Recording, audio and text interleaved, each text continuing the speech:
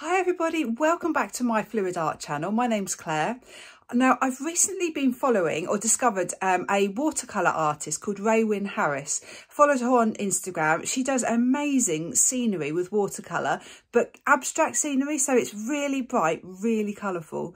And she's really inspired me to do some layered Dutch pours. So I did one for Christmas with 4 hills, so 4 separate colours, 4 separate blowouts, and I want to go again, but I want to do a lot more. So I want to do a whole rainbow of hills in separate sections. So I will lay the paint down, blow out one section, then layer more down, then blow that bit out, and really try and build up a landscape of hills, and then maybe add a path to it to make it look like a winding path over the hills, some trees.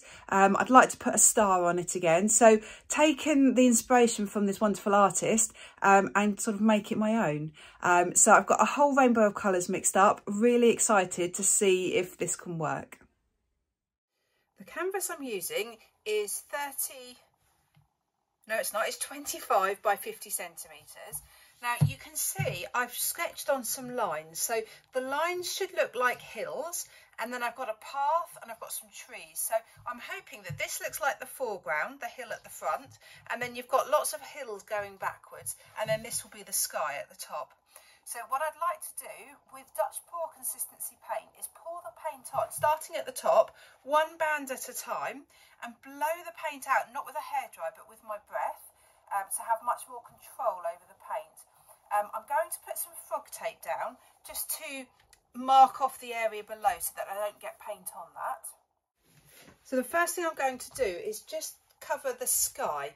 Now I'd like the sky to be the iridescent blue-black by Pebeo, which was the same as in the previous pour I did. And I am going to pour this on, then I probably will use a hairdryer for this. So as I said, they're all Dutch pour consistency paints, which means they're mixed with floetrol water. I'll put the recipe for the mixture in the description of this video for you.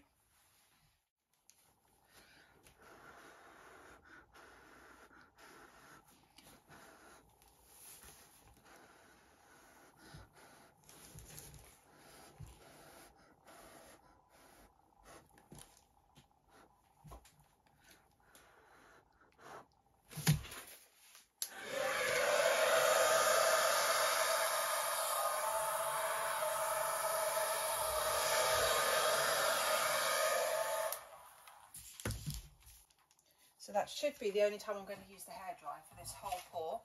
And then I'm going to put some gloves on. I'm just going to dab around the edge of the canvas just to make sure it's nicely covered.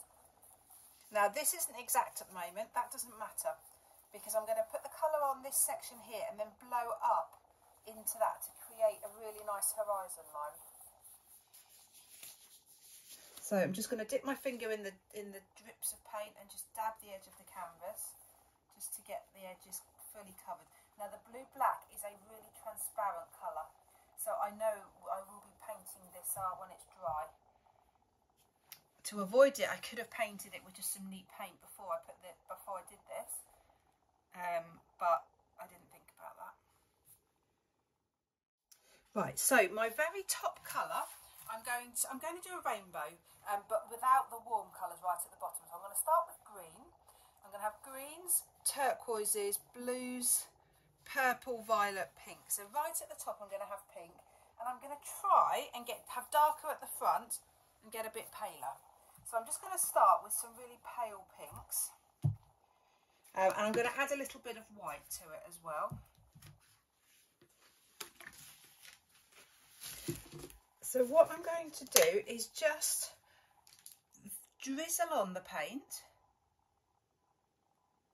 and then I'm just going to blow the paint out with my breath. Oh, I didn't put the tape down. Okay, maybe I'll try it without putting the tape down. I was going to put some green frog tape here to stop me going over this way, but I actually could control that quite nicely there. So let's try it without.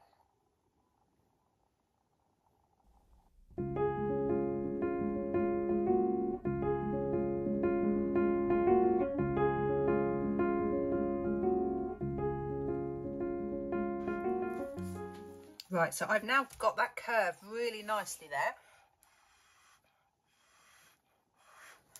So then I think with my breath, I'm just going to blow the paint upwards because I want to try and create a nice little ripple at the horizon. Actually, I'm just going to dab this bit of canvas there just to make sure it's all wet, so that the paint will glide more easily across.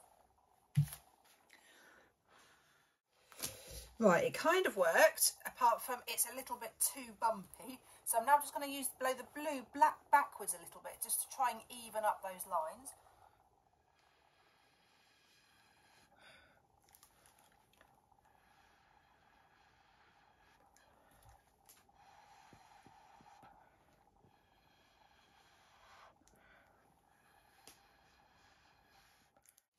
Right, I'm actually quite happy with that. I've got a nice variation of colour. Yeah, quite pleased with that. So I'm now going to do another one. I think I might just leave out the white. Let's just have some other pinks in this next section. I'm not going to put the tape down. I don't think I need the tape.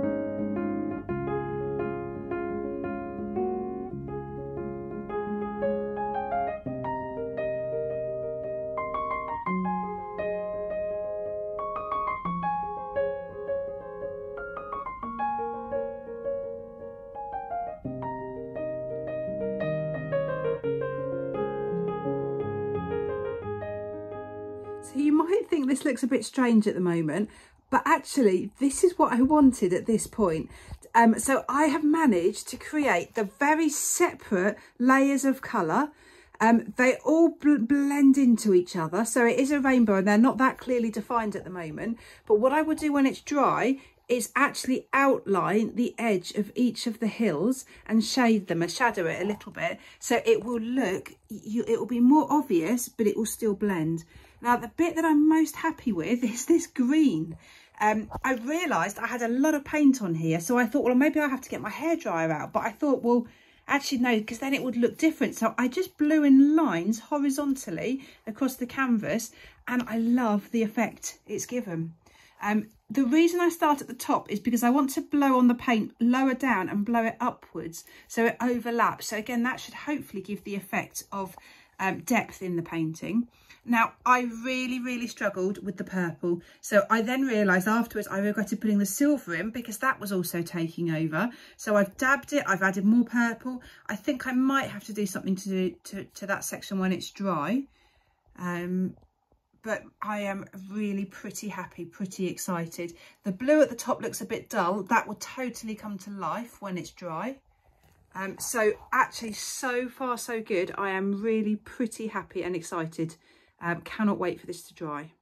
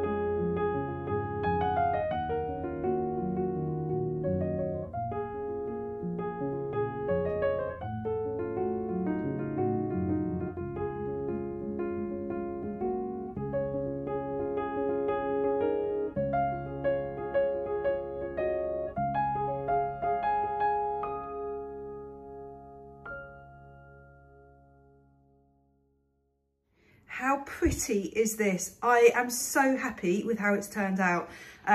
Absolutely love it. Let me show you top to bottom. So really happy with my stars. Obviously one big star and lots of little tiny stars. I went around the edge of each block of colour with a black Posca pen, and then you can see I've just shaded it. So I just put a little bit of really diluted black paint along it just to make it look like a shadow. The colours just gradually get darker. That section there definitely gave me problems, the silver and the darker purple. But otherwise, everything just flows really well, really nicely, really happy. Just love the colours. The path, you would have seen that I painted the path white, but it just looked far too stark. So I then ended up adding a little bit of grey to the white. So the grey is lightest at the bottom, and then it just gets darker and darker towards the top. So it's actually just black at the top. And the reason I've done that is I think it just makes it look like there's a bit more depth. So it's lighter in the foreground and then darker and more shadowy in the background. There's some little bushes. I don't know if you can see those. They're quite subtle. So I've just added a few little black shadows at the top. So it looks like trees in the distance. And then some really fun, spiky looking trees. So yeah, really happy with it. It's quite iridescent because there's a few iridescent colours in there. The sky is stunning. I love the iridescent blue-black. And then you can see a bit of iridescence in some of the colours. Yeah, and all the way down to the bottom. So it's just very bright, very colourful, very happy. Really pleased with it. So please let me know what you think. If you like it, please do hit that thumbs up button. Please leave me a comment. I'd love to know, I'd love to hear what your thoughts are on this. And if you've enjoyed the painting or watching the video, please do subscribe to my channel. Great, take care everyone. Bye.